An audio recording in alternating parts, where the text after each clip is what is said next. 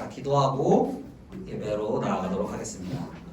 하나님 아버지 감사합니다. 오늘도 이렇게 주의 전에 나와서 청년부 예배 드리게 하시니 감사드립니다. 지금 이 자리에 모인 저희들 이 시간 주님을 높이 노래하고 찬양하는 저희들 될 수 있도록 주님께서 인도해 주시고 오직 이 예배가 주님만을 위한 예배가 될 수 있게 허락하여 주세요. 예수님의 이름으로 기도드렸습니다.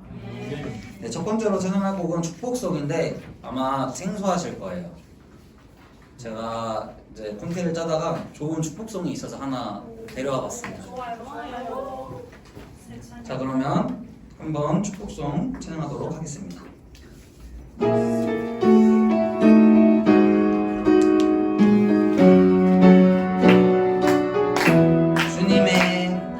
주님의 그 사랑이 우리를 통해 나타나기를 주의 이름으로 기도합니다.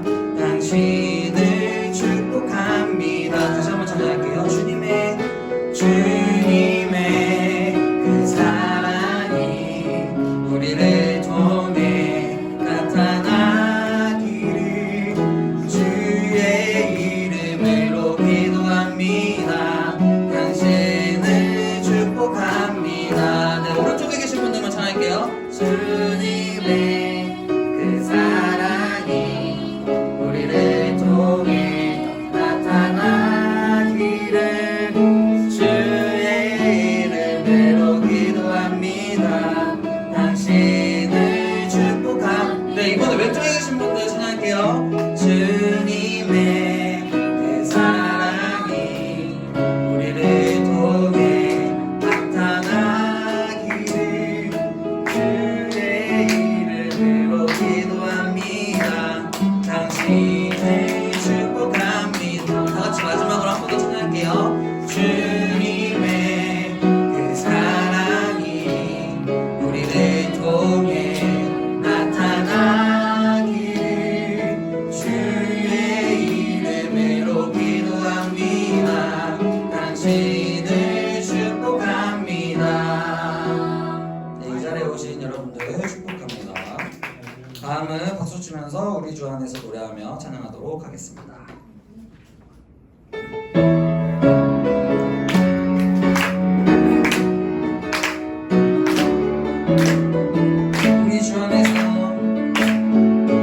우리 주 안에서 노래하며 주의 이름 찬양해 감사로 그 문을 들어가 주 이름 송축하네 진실한 찬양하네 권능이 많이 외치세 할렐루야 손뼉치며 전능하신 주께 높이 계신 주님께 우리 여기 모이니요 우리만 모아 주님을 높이는 것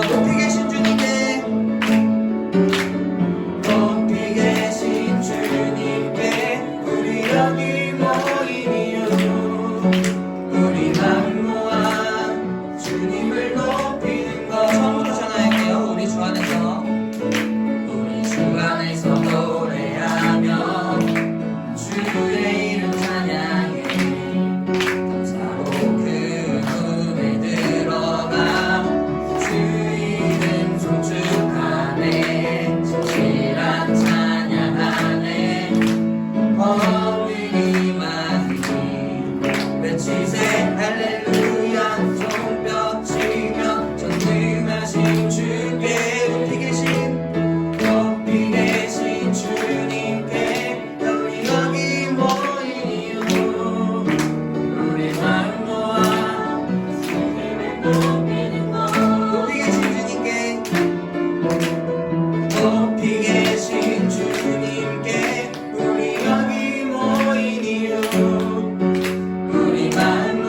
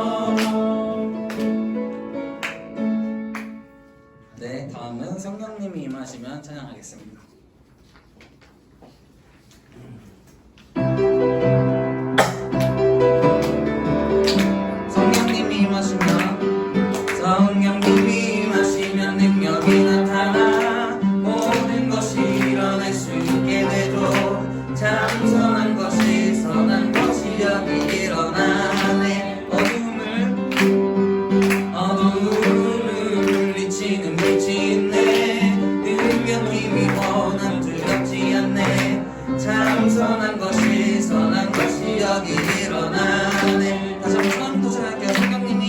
성령님이 마시면 능력이 나타나 모든 것이 일어날 수 있게 되죠. 참 선한 것이 여기 일어나네. 어둠을 물리치는 빛이 있네. 능력 힘이 원함 두렵지 않네. 참 선한 것이 여기 일어나네. 성령의 불타는 교회, 성령의 불꽃 임하네. 마음 다하여서 주의를 높이세. 우리의 마음 불타네. 그 빛을 전하기 위해 사랑의 불꽃 전하세. 주를 위한 성령의 불타는 교회. 다시 한번 전해드릴게요. 성령님이 마시면 능력이 나타나 모든 것이 일어날 수 있게 되죠. 참 선한 것이 여기 일어나네. 어둠을 물리치는 빛이 있네. 능력 힘이 원함 두렵지 않네. 참 선한 것이 여기 일어나네. 성령의 불타는 교회, 성령의 불꽃 임하네. 마음 다하여서 주의를 높이세. 우리의 마음 불타네. 그 빛을 전하기 위해 사랑의 불꽃 전하세. 주를 위한 성령의 불타는 교회, 성령의 불타는 교회, 성령의 불타는 교회, 성령의 불꽃 임하네. 마음 다하여서 주의를 높이세. 우리의 마음 불타네. 그 빛을 전하기 위해 사랑의 불꽃 전하세. 주를 위한 성령의 불타는 교회. 네, 다음은 주의 나라가 임할 때 찬양하시면서 예배로 나아가도록 하겠습니다.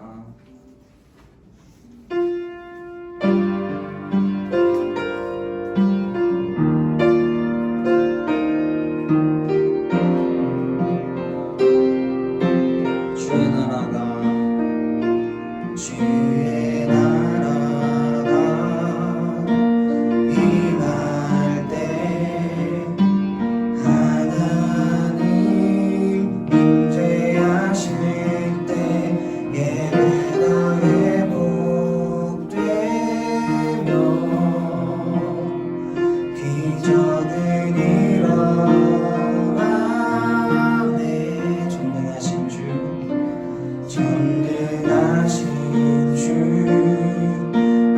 영원하신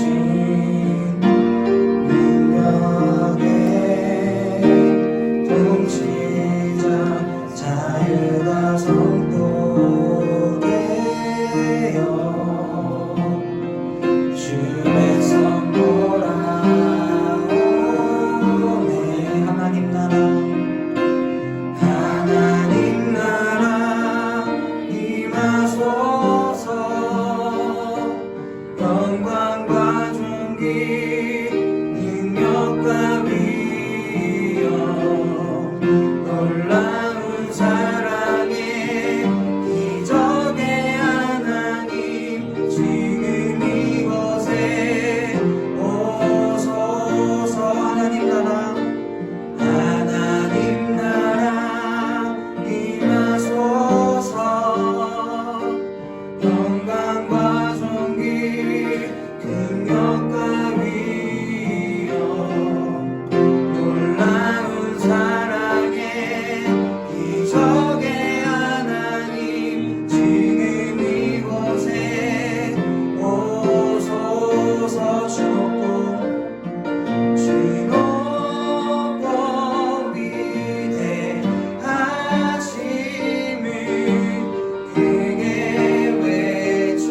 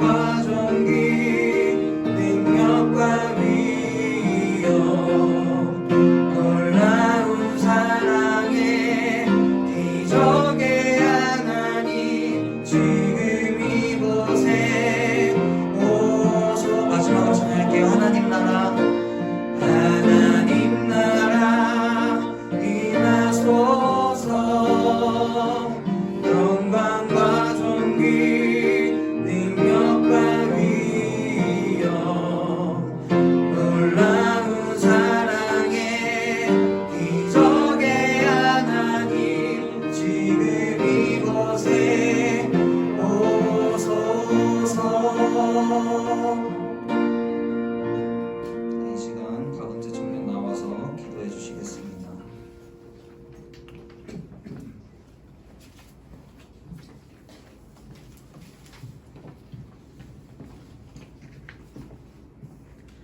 기도하겠습니다.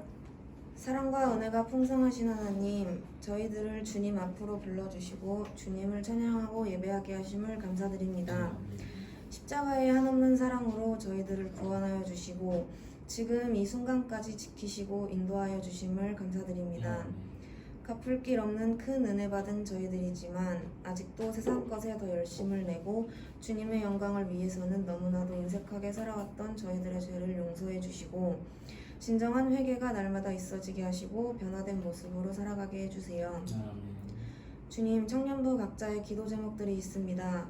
기도 제목들을 주님께서 아시오니 하나님 때에 합당한 선한 길로 응답하여 주세요.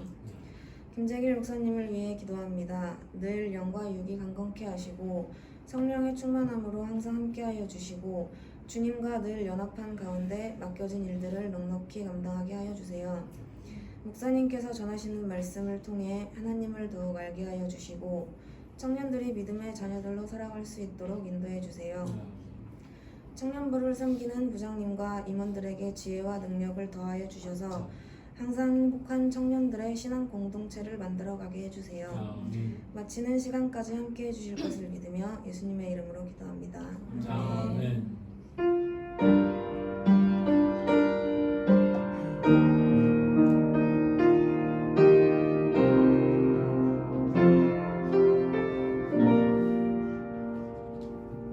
오늘 우리에게 주신 말씀은 사도행전 1장 1절에서 5절 말씀입니다.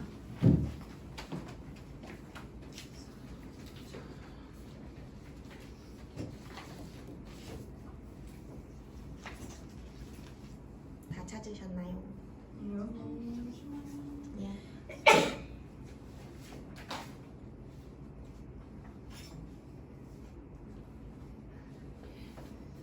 다 찾으셨으면 제가 봉독하겠습니다. 데오빌로여, 내가 먼저 쓴 글에는 무릇 예수께서 행하시며 가르치시기를 시작하신부터 그가 택하신 사도들에게 성령으로 명하시고 승천하신 날까지의 일을 기록하였노라. 그가 고난 받으신 후에 또한 그들에게 확실한 많은 증거로 친히 살아계심을 나타내사 40일 동안 그들에게 보이시며 하나님 나라의 일을 말씀하시니라. 사도와 함께 모이사 그들에게 분부하여 이르시되 예루살렘을 떠나지 말고 내게서 들은 바 아버지께서 약속하신 것을 기다리라. 요한은 물로 세례를 베풀었으나 너희는 몇 날이 못되어 성령으로 세례를 받으리라 하셨느니라. 아멘. 목사님 나오셔서 성령에 대하여라는 말씀 선포해 주시겠습니다.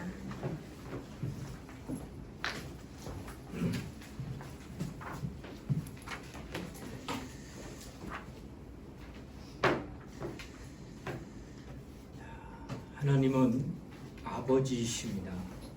그는 만유를 창조하신 아버지시요 또한 생사화복을 주장하시는 참 아버지십니다. 우리와 관계없는 분이 아니라 바로 우리의 아버지이십니다. 우리는 아버지 앞에 나와서 아버지의 말씀을 듣게 되고 또 그 말씀을 따르며 또한 그의 말씀을 배우는 사람들입니다. 예수 그리스도는 아버지께로부터 나오신 분입니다. 그는 아버지의 본체이시며 그의 형상이라 말씀하셨습니다.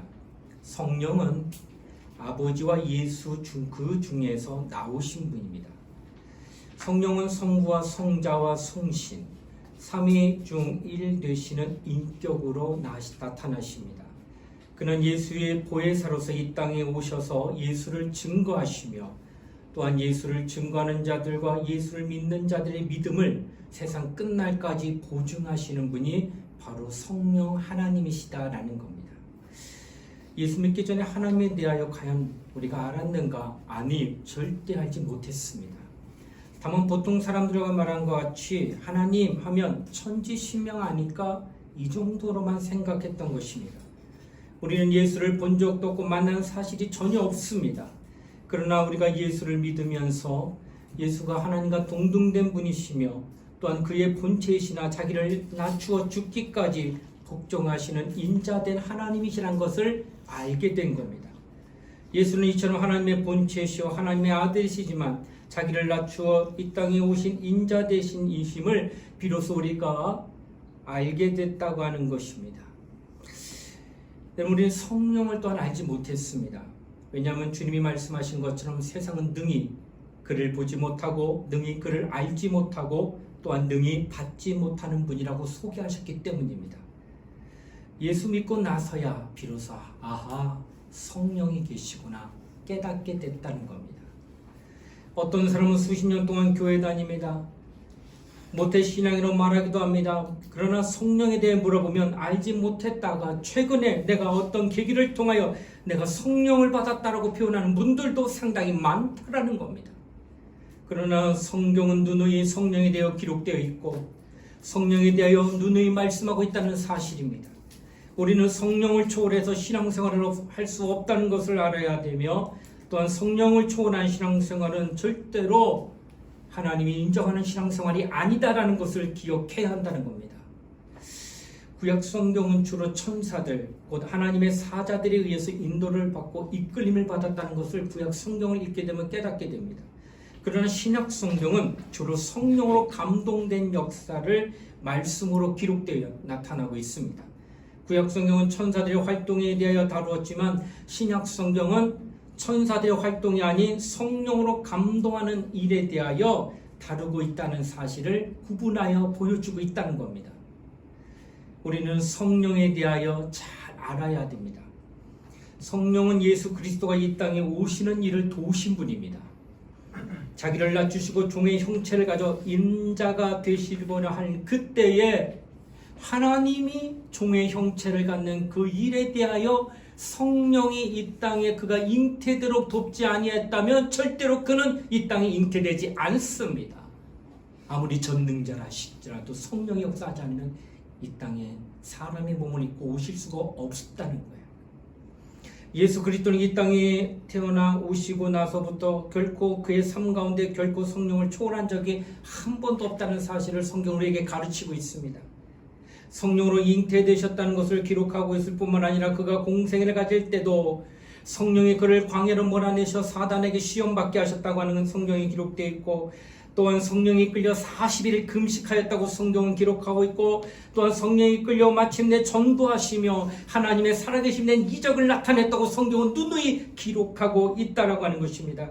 그러므로 그가 하시는 사역은 단 한 가지도 성령을 초월한 적이 없다라고 단언하게 이야기하고 있다는 거예요.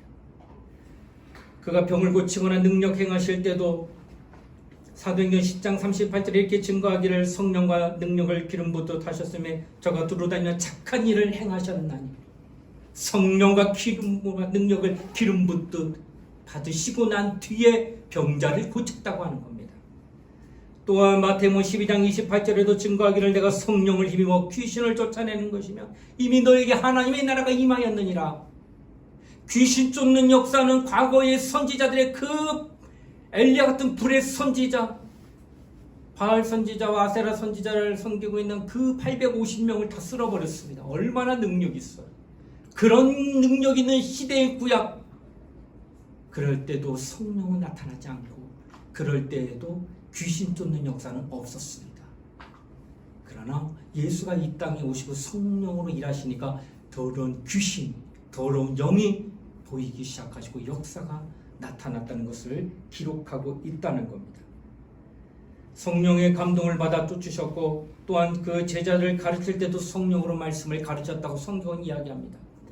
또한 사도행전 1장 2절에도 말씀하기를 성령으로 명하셨다고 표현하고 있습니다. 또한 로마서 8장 11절에도 말합니다. 그가 죽은 자 가운데서 부활하실 때도 성령의 그의 부활을 도왔다.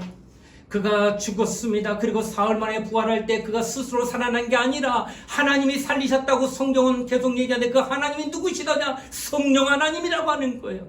그러니까 예수가 살아나는 것도 성령에 돕잖아요. 잘못하면 절대 예수 못 살아나는 거예요.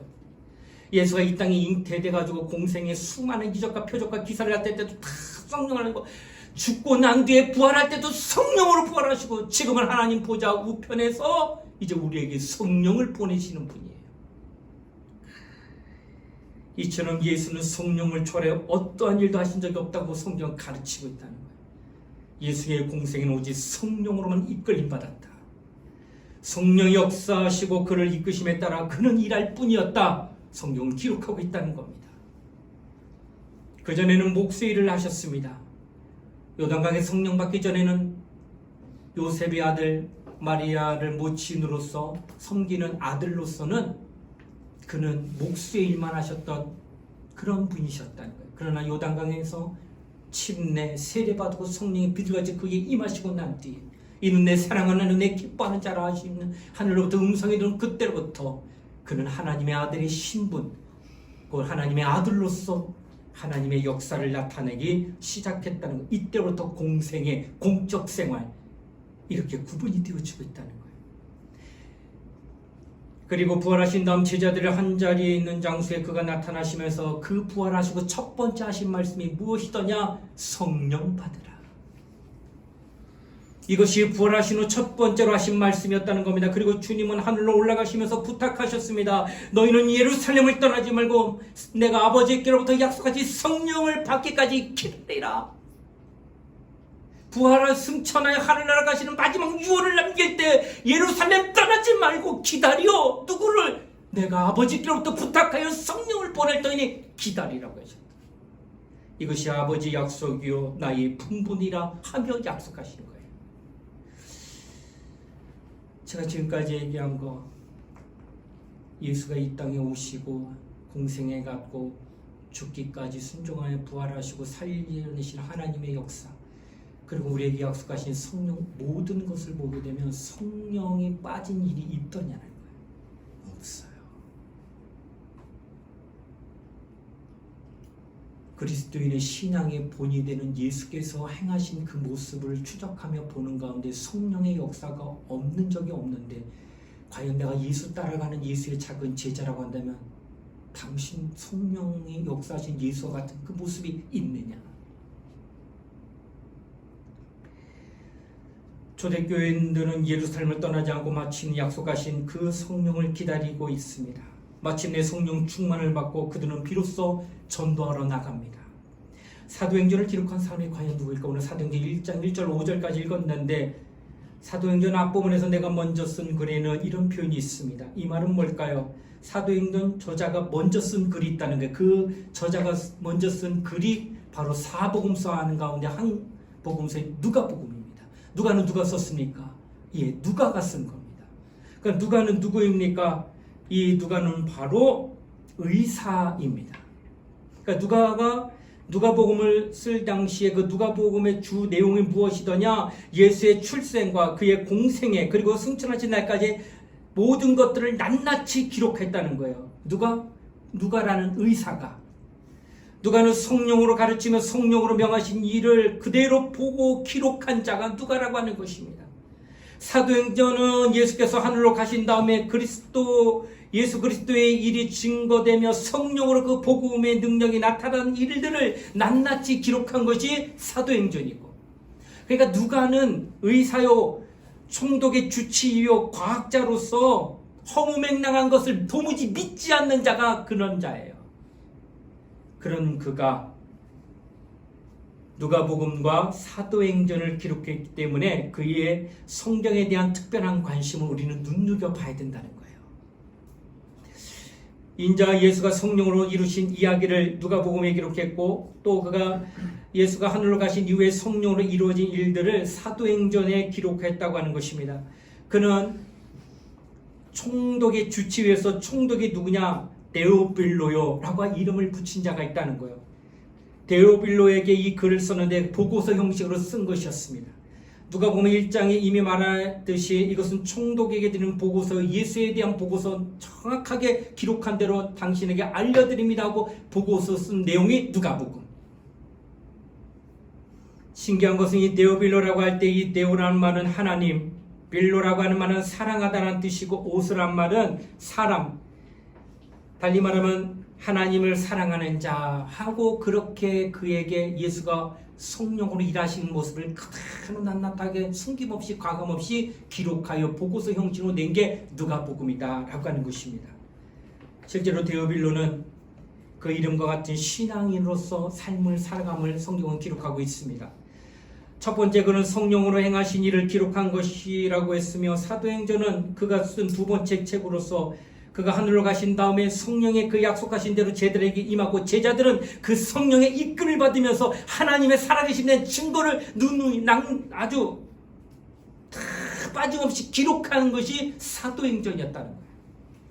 예수 그리스도의 제자들은 성령 받으며 성령으로 일하기 시작합니다. 그 결과 사마리아 교회가 복음을 받아들입니다. 그들은 이적을 보고 믿음을 갖고 마침내 세례고 침례까지 받았습니다. 제자들은 그들이 믿음을 가졌다고 들었어요. 그리고 그들이 세례까지 받았다고 얘기 들었어요. 다만 그에게 뭐가 없느냐? 믿음만 갖고 세례까지 받았는데 성령을 모른다 하니 베드로와 요한을 보내요. 예루살렘 교회에서 사마리아 교회로 파송하여 그들에게 뭘 받게 하느냐? 성령 받도록 하겠다는 거예요. 사도행전 8장 12절로 17절 우리 한번 성경 찾아보겠습니다. 한번 찾아보세요. 사도행전 8장 12절로 17절 찾으셨을까요? 네. 자, 사도행전 8장 12절로 17절까지 말씀. 자, 우리 다 같이 한번 읽도록 하겠습니다. 8장 12절로 17절 말씀입니다. 시작. 빌립이 하나님 나라와 및 예수 그리스도의 이름에 관하여 전도함을 그들이 믿고 남녀가 다 세례를 받으니 시몬도 믿고 세례를 받은 후에 전심으로 빌립을 따라다니며 그 나타나는 표적과 큰 능력을 보고 놀라니라. 예루살렘에 있는 사도들이 사마리아도 하나님의 말씀을 받았다함을 듣고 베드로와 요한을 보내며 그들이 내려가서 그들을 위하여 성령 받기를 기도하니 이는 아직 한 사람에게도 성령 내리신 일이 없고 오직 주 예수의 이름으로 세례만 받을 뿐이더라.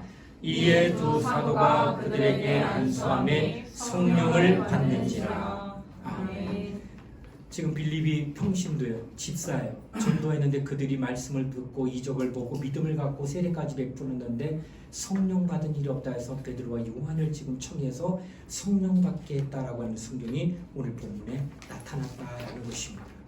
또한 바울이 다니며 전도할 때 너희가 성령 받았느냐 물어봤습니다. 그는 성령을 알지도 못하고 성령은 듣지도 못했다고 얘기하니까 그때 예수가 누구인가를 정확하게 가르쳐주고 그 다음에 바울 동안 그들이 성령 받도록 했다는 겁니다. 그 말씀이 사도행전 19장 한번 보겠습니다. 사도행전 19장 1절로 7절 말씀. 사도행전 19장 1절로 7절까지 말씀입니다. 함께 같이 읽겠습니다. 시작. 바울과 고린도에 있을 때에 바울이 미치방으로 다녀 에베소에 와서 제자들을 만나 이르되 너희가 믿을 때에 성령을 받았느냐 이르되 아니라 우리는 성령이 계심을 듣지 못하는구나. 바울이 이르되 그러면 너희가 무슨 세례를 받았느냐 대답하되 요한의 세례니라.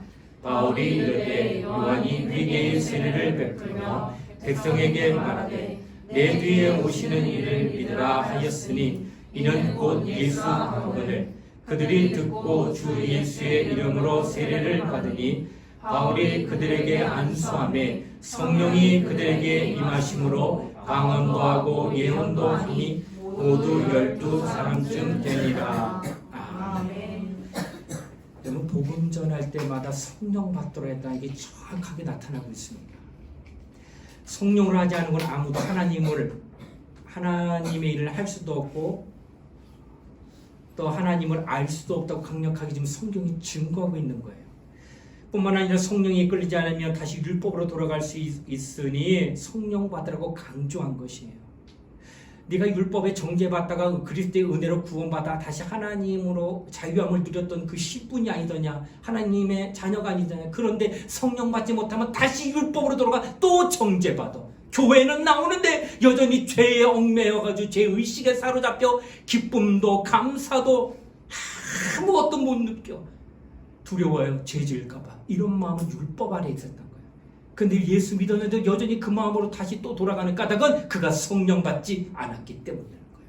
그 성령 안 받으면 그 신앙생활 기쁨 없는 겁니다. 그 생활 자유 없다는 거예요. 그래서 성령 받으라고 계속 말씀하고 있다는 겁니다. 어떤 사람은 예수 그리스도를 전혀 알지 못하면서 교회에 집행하고 있는 의식에 참 잘 참여합니다. 그래서 교회에서 하는 모든 행사들 다 참여하고 있습니다. 그러면서 자기가 그리스도인 된 것으로 그는 착각하고 있다는 겁니다. 그러나 그런 것은 하나의 종교인은 될 수 있으나 하나님이 원하시는 참 그리스도인은 될 수가 없다라는 것입니다. 오직 성령으로 이끌리는 자만이 그리스도인으로 하나님이 인정하시는 자다. 예수께서 직접 부르시고 그에게 명하시고 보내심을 받은 자를 성경은 뭐라 하냐? 사도라 말합니다. 사도는 예수의 12 제자입니다. 왜? 예수가 부르시고 부르신 그들을 보내는, 그리고 부름과 보냄을 동시에 받은 자를 누구로부터? 예수로부터 받은 자들을 사도라고 말하는 거예요. 그런데 우리는 바울도 사도라고 얘기합니다. 왜? 바울은 아닌데요. 바울은 예수님과 예수의 제자를 핍박하며 죽이려 했던 자인데 왜 사도라고 말합니까? 그러나 다메섹 선상에서 환상 중에 예수가 그를 불렀어요. 바울아 바울아 왜 내가 나를 핍박하느냐. 예수가 직접 부르신 거예요. 환상 가운데. 그리고 예수를 이방인의 선교사로 보내신 거예요. 그래서 자신은 사도라고 말합니다. 바울 자신. 왜? 예수가 나를 불렀다고 믿어요. 성경은 그것을 계속해서 말씀하고 있기 때문입니다. 또한 고린도전서 1장 1절로 2절에는 이런 표현이 있습니다. 사도라 부름을 받은 자와 성도라 택함을 받은 자들과 각 죄에서 오직 예수 이름을 부르는 자들. 지금 믿음을 가진 자들 향하여 세 가지 호칭을 쓴다는 거예요. 사도라는 호칭을 쓰고 성도라는 호칭을 쓰고 신자라고 얘기한다는 거예요. 다 믿음 있는 자예요. 그런데 달러. 뭐가 다르냐? 사도는 예수가 부르시고 보낸 자, 성도는 성령이 부르시고 보낸 자, 그 다음에 신자는 부름을 받지 아니하고 그냥 믿는 자. 이렇게 구분한다는 거예요. 그럼 참 성도가 되려면 반드시 성령의 부르심과 또 성령의 보내심을 받는 그 사람이 되어야지만 그를 향하여 뭐라 말하냐? 너는 성도, 이렇게 표현한다고 하는 거예요. 성령의 감동 없이는 성도라 결코 부를 수 없다는 겁니다. 성도는 그 자체가 성령의 감동됐기 때문에 아까도 예수께서 말했죠. 요단강에서 세례받을 때 성령이 임하신 그때로부터 공생애가 시작됐던 것처럼 성도는 주님으로부터 성령부터 부르심을 받은 그때로부터 그에게는 공생애가 시작되는 거예요. 내가 성령 받지 않고 계속 신앙생활 한다면 그리고 구원받을 수 있지만은 공생애, 공적으로 하나님이 일을 행했던 그 시간은 없는 겁니다. 그 시간을 가지려면 당시 성령 받아야 된다는 거예요. 성령이 임하신 그때부터 예수는 하나님의 아들이란 신분으로서 하나님 아버지의 뜻에 따라 죽기까지 하는 그 자리까지 나가는 것처럼 성도도 성령의 부르심과 감동을 받은 내 자신 성령이 함께하는 그때로부터 그는 하나님의 공생, 성도로서의 공생애를 시작한다는 거예요. 이렇게 시작하는 그를 성도라 말하며, 성도는 그 삶 가운데 두 가지 삶이 성령 받고 난 뒤에 나타납니다. 사적 생활과 영적 생활이 구분이 되기 시작한다는 거예요. 먹고 마시고 입고 자고 때로는 내가 결혼할 자식을 낳고 집을 넓히며 사생활을 갖는 이 모든 것들은 성도에게도 있습니다. 그러나 성도에게는 또다시 성령이 그에게 임하셨기 때문에 그에게는 바로 공적인 생활이 분명히 있다라고 하는 거예요.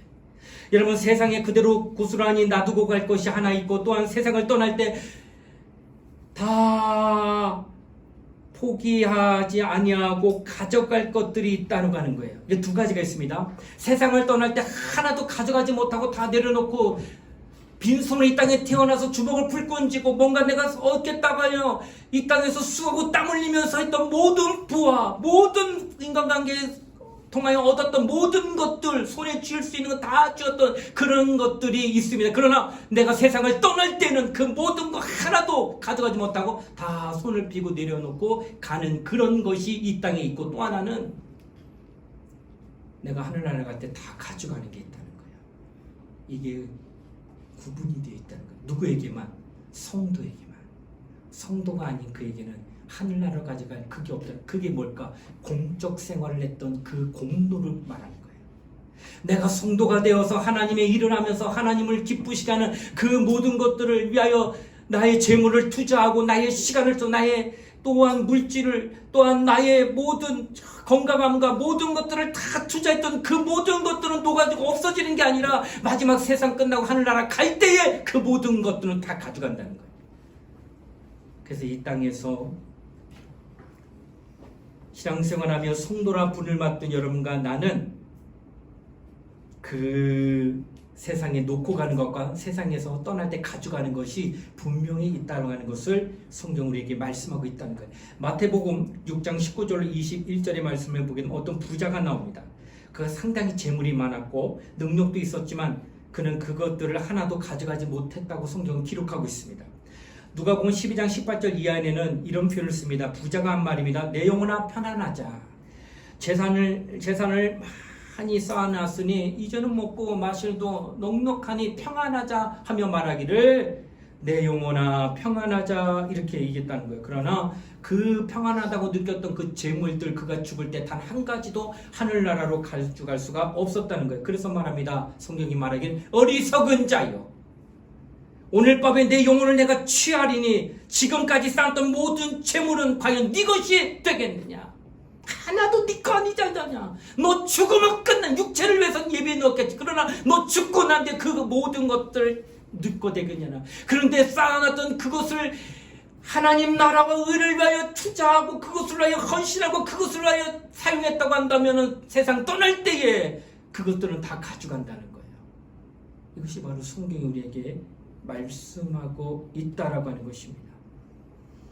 그러므로 세상에 다 버려두고 갈 것을 위해서 너는 그것을 선택할 것이냐 아니면 가지고 갈 것들을 위하여 이 땅에서 준비하고 있다가 마침내 하늘나라 갈 때 그거 가져가겠느냐. 그건 네가 선택하라는 거예요. 그 선택의 고난은 성령 받은 자만이 할 수 있습니다. 성령 받지 못한다면 가져갈 거 없어. 왜? 그에겐 공생애가 없으니까.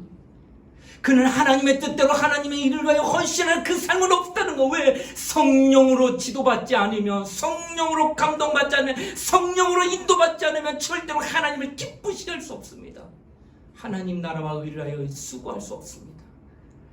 그래서 성령 받은 그때로부터 구원은 받았지만 하늘에 가져갈 것들을 준비할 수 있는 모든 자격을 그때 비로소 갖게 된다고 하는 거예요. 그렇기 때문에 성령에 이끌려야 한다는 표현을 쓸 겁니다. 성령에 이끌리지 않으면 할 수가 없는 겁니다. 우리는 성령에 이끌려야 합니다. 성경은 성령으로 이끌린 사람들에 대해 굉장히 우리에게 잘 가르쳐주고 있습니다. 신약 성경의 권위는 무엇입니까? 그것은 성령에 이끌린 말씀이란. 왜? 성경 자체가 기록되길래 사람이 쓰긴 썼지만 대필한 겁니다. 어떤 자가 성령에 감동받은 자가 대필한 거예요. 그러니까 성령에 감동받자면 성경에 한 글자도 기록 못합니다. 아무리 내가 배운 것만 따라도 붓을 들고 쓰려고 해도 성령에 감동되지 않으면 단 한 글자도 쓸 수 없다는 거예요. 그런데 이 기록된 성경이 지금 이렇게 남아있다는 건 성령에 감동된 자들이 다 기록했기 때문에 남아있다라고 성경은 지금 말씀하고 있다는 겁니다. 그러므로 성경에는 권위가 성령으로 쓰여졌기 때문에 우리는 그 권위를 인정하게 된다라고 하는 것입니다. 자, 성령의 감동받은 자들이 하나님께 받아 기록했기 때문에 성경은 성령의 감동받은 자만이 비로소 이해할 수 있다. 이 표현은 뭘까요? 여러분 이제 국밥 먹으러 가잖아. 나올 때 보면 어때요? 아주 그냥 냉랭하게 나와요? 미지근하게 나와요? 펄펄 끓어서 나올까요? 예, 아주 뜨겁게 나옵니다. 그리고 호호 불면서 먹어요. 그건 진국이라고 합니다. 왜? 뜨거우면서도 그 안에 느끼는 풍미가 대단해요. 근데 돈을 8,000원 주고 국밥을 시켰는데 국밥이 차디차게 됩니다. 찬 정도는 괜찮은데 그 안에 뭐가 끼었어. 기름때가 식어가지고 그거 먹겠어요? 안 먹겠어요? 아, 이거 왜 먹어 내가 돈 주고. 근데 똑같은 거예요. 내용물 그 안에 있는 거 모든 게 하나도 바뀌지 않았는데 먹는 게 있고 맛있는 게 있고 또 맛없어 못 먹는 게 있다는 그 까닭은 뭐예요? 온도 차이뿐이에요. 뜨거웠냐 뜨겁지 않느냐? 하나님의 말씀을 보는 사람이 제각기 똑같은 재료를 보고 있는데 어떤 사람은 감동받아, 어떤 사람은 냉랭하게 창밖에 안 온다고 얘기해, 어떤 사람은 눈물을 뚝뚝 흘리며 은혜 받으며 말씀을 했는데 왜 틀려? 성경을 기록한 저자의 영감의 수준까지. 이 말은 뭐예요? 국밥을 먹을 때 뜨겁게 먹어야 맛있는 것처럼 그 사람이 뜨겁게 영감으로 충만을 기록하기 때문에 그 마음과 그 마음, 그 심령으로 내 성령의 충만함을, 영감을 끌어올리지 않으면 절대 성경에서 당신이 얻을 게 없다라는 거예요. 그래서 성경을 그냥 냉랭하게 읽으면 잠밖에 안 오지만은 당신이 성경 충만하여서 성경을 읽게 되면 그 사람의 영감의 수준으로 있기 때문에 그 말씀이 사람을 움직이는 활자가 되어 당신을 찌릅니다. 그 성경은 성령으로 읽지 않으면 절대 아무런 감동이 없는 거예요. 그래서 우리는 뜨겁게 성령 충만함으로 성경을 읽어야 된다고 하는 것을 말씀하고 있다라고 하는 것입니다. 또한 요한복음 14장 26절에도 말하기를 성령이 임하시면 내가 너에게 이런 말을 알게 하실 것이다. 우리 성경 읽으면서 이게 무슨 말인지 이해 못합니다. 그러나 이 말씀의 저자가 되는 성령의 감동이 수준에 이르게 되면 그 하신 말씀의 의미를 깨닫게 된다고 하는 거예요. 그러니까 저도 성령 충만을 위해서 기도하며 내 말을 성령으로 말하는데, 근데 듣는 자들도 성령 충만하지 않으면 그 영감이 있는 말에 못 알아들어. 그러니까 교회 와가지고 조금 영적으로 깊이 있는 말을 하려고 하면은 세상 사람들, 바로 들어오는 사람은 전혀 무슨 말하는지 깨닫지 못하고, 교회 안에 오래전 있다 할지라도 그가 기도 안 하고 성령 충만하자면 절대 또 깨닫지 못해. 서로 피차고 그냥 눈만 쳐다보고 아무것도 감동 없어요. 그런데 전하는 그도 기도 많이 하고 성령 충만하면, 또 듣는 자들도 기도하며 하나님 말씀을 사모하면서 듣게 되면 그게 절충돼서 꽝 하고 부딪히는 순간에 스파크 터지는 것처럼 뭔가 확 하고 그에게 하나님의 음성이, 그 하나님의 깨달음이 그에게 나타난다고 하는 거예요. 은혜, 여러분들 조심스럽게 얘기합니다. 설교자가 설교해서 은혜 못 받는 거 설교자 자신도 문제 있어요. 그러나 설교자 자신만이 문제가 있는 게 아님을 여기서 얘기하는 거예요. 설교를 듣는 당사자도 준비 안 되면 절대 은혜 못 받는다는 거예요. 그래서 성령 충만해서 하나님의 말씀을 받아야 된다라고 하는 것을 성경은 우리에게 말씀하고 있다고 하는 것입니다. 또 하나는 왜 성령 받아야 될까? 마지막으로 제일 중요한 얘기합니다.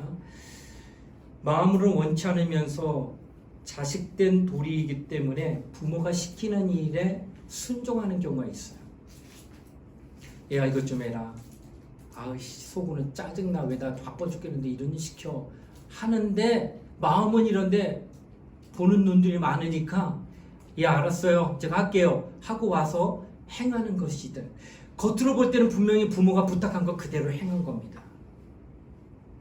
그런데 아버지의 일을 다 해주지만 결코 마음에서 우러나는 것은 아님을 그도 알아요. 그것을 순종했던 아들이 마음 내키지 않지만 억지로 한 게 있다는 거예요. 성령은 하나님을 억지로 섬기는 것이 아니라 기꺼이 하고 싶어서 하게 하는 그 역사가 성령에게 있다는 거예요. 효녀 심청에 대한 이야기를 잘합니다. 물에 빠져 죽습니다.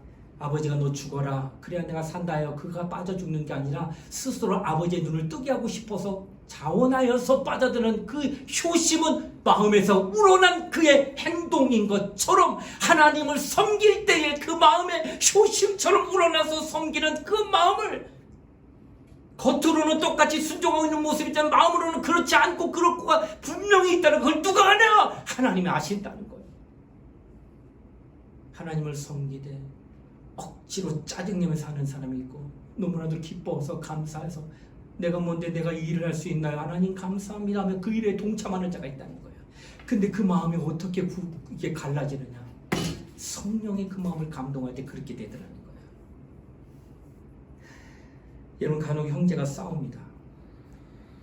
치고받고 하고 부모 마음 제일 힘들어요. 누가 잘못한 게 어딨어. 둘이 싸우는데, 싸우지 않는 게 제일 좋은데 하트 싸워. 그냥 쥐어 터지고 작은 놈에 와서 쪼르르 와서 이르고, 형이 언니가 계속 괴롭히고 막 이런다고 막 이게 욕심 때문에 싸우는 경우가 간혹 있는데, 그러다가 동생이 다치면 같이 놀다가 누가 올까? 동생은 아파서 오는데 다쳤으니까. 근데 그 동생 바라보는 형이나 언니가 걔보다 2배 갑자기 울어요.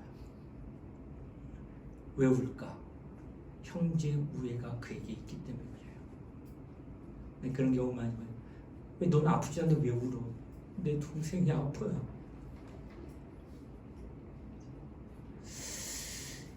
이게 끈끈한 정이요, 이것은 우애가 있기 때문인데 결국은 마음에서 우러나오는 그 울음이다라고 하는 거예요. 이처럼 하나님 아버지 앞에 충성하는 것도 성령을 통해서 우러나오는 효심이 아니면 하나님이 기뻐하지 않는다는 거예요. 마음에서 나온 것이 아니고는 결코 하나님이 기뻐하지 않으니, 내가 밖에서 볼 때 저 사람 참 훌륭해 라고 하는데 그 중심은 짜증이 있지만은 그냥 덮어놓고 누르면서 봉사하면 남들에는 참 대단하세요, 어쩌면 저렇게 헌신하세요, 이렇게 인정하는 그 사람이 낫겠냐? 아니면 내 마음이 정말 감동되고 기뻐서 그래서 일하게 될 때 하나님 아신다니까. 왜? 사람을 왜 모르잖아. 하나님 그 중심을 보시니라. 그 마음 보세요. 그리고 그 마음일 때 하나님이 생명농책의 그 이름을 기억합니다. 땅에서는 영광받으며 대단한 분이라고 집사님, 권사님, 장로님, 목사님 정말 대단해요 칭찬을 받는 생명농책에는 그 이름이 기록되지 않는, 왜? 그 마음이 우러나고 그 마음이 하나님이 기뻐하는 마음이 아니었기 때문에. 근데 남은 몰라. 근데 하나님이 기억할 만한 그 내 마음의 감동으로 일하는 그 성령의 인도를 받는 그 마음이 되면 남이 못하는 정도로, 남이 인정해 주지 않아도 시험될 일이 아니라 더 기뻐하면서 주의 일에 헌신하는 그 사람 생명록책에 그 이름이 기록되어 있는 거예요. 나는 여러분이 이 땅을 살아가면서 그와 같이 진정 주님을 사랑하고 진정 순종하는 그 마음이 생명록책에 기록됨으로 말미암아 하나님이 기뻐하는 그 사람이 되어야 된다 하는 것입니다. 성령은 우리에게 임하시고 나서 결코 떠나지 않는데, 많은 사람들이 영적으로 고독하다고 느낍니다. 하나님, 나는 왜 이렇게 기도하는데 응답이 없나요? 목사님, 나는 분명히 기도 많이 했는데 하나님 왜 이렇게 느껴지지 않습니까? 나는 외롭습니다. 이런 말하는 친구들이 있어요. 그러나 여러분, 하나님은 멀리 계신 게 아니에요. 오늘 우리 내주하시고 우리 안에 계십니다. 과연 당신이 하나님을 어떻게 대우하느냐가 우리에게 남아있다라고 하는 것입니다. 이 땅은, 세상 가운데 살아가는 이 땅은 결코 녹록하지 않습니다. 그 시련이 많습니다. 여러분 인생 살면서 앞으로 더 많은 날들을 살아갈 겁니다. 앞서간 저도, 또 저보다 더 앞서간 어르신들도 삶을 보게 되면 그 눈가에 패인 주름살은 그 세월이 결코 녹록지 않았다는 걸 보여주는 거예요. 이는 우리 모두가 맞이할 겁니다. 그때 과연 세상 속에서 그 시련과 험난한 풍파를 이겨내며 그 믿음을 견고하게 유지할 수 있는 것은 바로 성령의 도우심 뿐이다고 하는 것을 성경은 기록하고 있다고 하는 것입니다. 그러므로 에베소서 6장 11절로 16절 가운데는 마귀의 계계를 능히 대적하기 위하여, 또한 말하기를 악한 날에 너희가 능히 대적하고 모든 일을 행하는 데 서기 위하여, 또한 모든 것 위에 믿음의 방패를 가지고 이로써 능히 악한 자의 모든 화전을 소멸하리고, 이렇게 표현했습니다. 거기에 제가 읽은 가운데 공통으로 드린 단어는 능이라는 말이 있습니다. 이건 넉넉하게 이기다는 거예요. 어떻게 마귀를 눈에 보이지 않는데 하나님의 성령이 너와 함께 한다면 능히 이긴다는 거예요. 내 마음이 우러나서 감사를 하는 게 봉사함으로 말미암아 그 일 가운데 시험에 들고 여러 가지 어려움을 주는 영적인 더러운 존재가 있다 할지라도 결코 쓰러지지 않고 끝까지 믿음을 행진할 수 있도록 도우시는 하나님의 역사는 능히 너로 이기게 한다. 그러니 성령으로 신앙생활을 해다오 하고 말씀하고 있다는 거예요. 그냥 성령 받으라는 거예요. 그리고 받을 뿐만 아니라 충만하라는 거예요. 성령으로 신앙생활할 때에 그때 정말 우리는 하늘나라에 기록된 그 이름이 지워지지 아니하고 마침내 하늘나라에서 받을 상도 우리에게 나타난다라고 하는 것입니다. 사랑하는 우리 청년들이요, 우리 모두 다 정말로 신분과 우리의 생활이 성령으로 인쳐져서 성령의 지도를 받고 성령의 인도를 받아야 할 것입니다. 나는 여러분 모두가 시간마다 더 하나님께 인도를 받기 원합니다. 그것은 여러분 내주하신 성령의 인도를 받으면 돼요. 성령으로 충만하도록 기도하세요. 그리고 성령의 인도를 받으세요. 그리할 때 여러분의 모든 것들이 가증하지 않아요. 외식하지 않아요. 똑같아요. 마음과 행동이. 그게 참 그리스도인입니다. 짜증내고 남 의식하며 억지로 하는 그런 모습 하나님이 기뻐하지 않습니다. 근데 그런 거 할 수 있거든. 나도 남들 앞에서는 잘하는 것처럼 할 수 있어요. 그리고 그들이 볼 때 정말 훌륭한 목사님이라고 할 수 있어요. 근데 하나님이 인정하지 않는 그게 무슨 의미냐는 거예요. 하나님이 인정하시는 그 신앙 가지셔야 됩니다. 저와 여러분 모두 다 하나님 앞에 성령 충만함으로 하나님의 도움을 받으며 영적 신앙생활에 승리하는 저와 여러분 되시기를 주의 이름으로 부탁을 드리겠습니다. 우리 함께 시간 통성으로 기도하는 시간 갖겠습니다. 하나님, 내게 성령을 부어주시고 부어주신 성령이 날마다 더욱더 충만할 수 있도록 나를 인도하여 달라고 우리 성령 충만을 위하여 우리 예수여 한번 부르고 우리 통성 함께 간절히 기도하시겠습니다. 예수여! 하나님 아버지 감사드립니다. 오늘 우리는 성령에 대하여 말씀을 들었습니다. 성령으로 신앙생활하는 얼마나 중요함을 깨닫습니다. 성령을 잃는 가운데 예수께서 이 땅에 오셨을 때 성령으로 잉태되시고 성령으로 공생애를 생하시고 성령으로 승천하시고 성령으로 부활하시고 성령으로 말미암아 우리에게 약속하시고 마치는 성령까지 우리에게 보내주시는 거 하나님은 이처럼 성령을 떠나서는 결코 영적 생활 신앙생활을 할 수 없다고 하는 사실을 가르쳐 주셨습니다. 그러므로 오늘 우리는 성령 받기까지 열심을 내고 또 받은 성령으로 인도를 받기까지 열심으로 성령 충만하다고 말씀하시니 우리 모두는 정말 성령 충만한 자가 되시고 역사하게 해주시기 바랍니다. 우리 모두 하나님 앞에 성령의 사람이 되시고 축복하게 하여 주시기 바랍니다. 삼실로 살아계신 하나님을 성함에 믿음으로 기도하는 종들 다 되게 하여 주시기 바라며 하나님 앞에 정말 정성과 열망으로 기도하며 성령 충만한 우리 모두 청년들 되게 하여 주시기 바랍니다. 이들이 있는 그 어느 자리 이들이 가는 어느 그 자리도 다 이들을 말미암아 성령의 역사가 나타날 수 있도록 도와주시기 바랍니다. 성령의 사람이 정말 한 사람이 바로 세워지게 된다면 하나님은 그 주변을 변화시키는 놀라운 역사를 나타내가는 큰 마중물을 만들어내실 것입니다. 그러므로 너 하나는 내가 직장을 가든 학교를 가든 그 어떤 자리에 있더라도 성령의 소람으로 더 나타나게 해주시기 바랍니다. 우리 모두는 성령의 사람은 성령으로 인도받은 사람이 될 수 있도록 축복하여 주시기 바랍니다. 주의 성령이 함께하는 자리가 되어 주시기 바라며 하나님의 말씀을 따라 믿음으로 기도하는 우리 모두가 될 수 있도록 거룩하신 성령의 충만한 자가 되어 주시도록 주여 인도하시고 역사하게 하여 주시옵소서. 은혜를 베풀어 주시옵소서.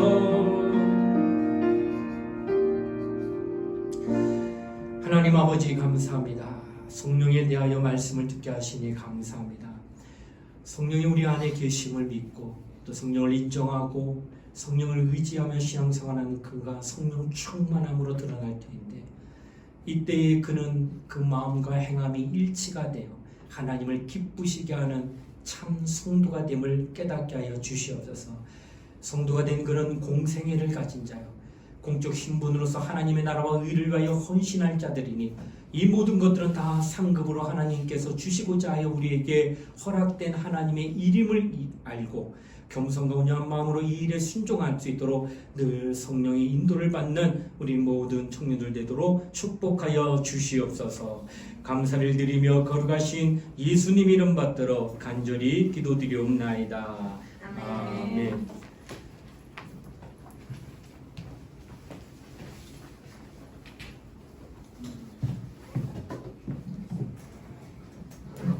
네, 오늘 설교의 말씀 성령에 대해서 배웠으니까 성령님이 임하시면 찬양하도록 하겠습니다.